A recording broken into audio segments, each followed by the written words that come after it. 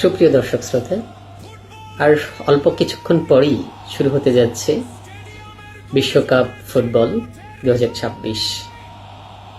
আমরা এক একজন এক এক দলকে সাপোর্ট করি, কারণ খেলার আর্ট, ভালো লাগা, প্লেয়ারদের প্রতি ভক্তি সবকিছু মিলিয়ে এটি ঘটে থাকে। আজকে যে খেলা অনুষ্ঠিত হতে যাচ্ছে, আমাদের আবেদন থাকবে, আসলে আনন্দ আমরা করব, আমার দল হারুক অথবা জিতুক, তার চেয়ে বড় কথা হচ্ছে আমরা বাংলাদেশি। খেলার কারণে আমাদের মধ্যে যেন কোনো বিভেদ তৈরি না হয়, কোনো ক্ল্যাশ তৈরি না হয়, কোনো ঝামেলা না হয়।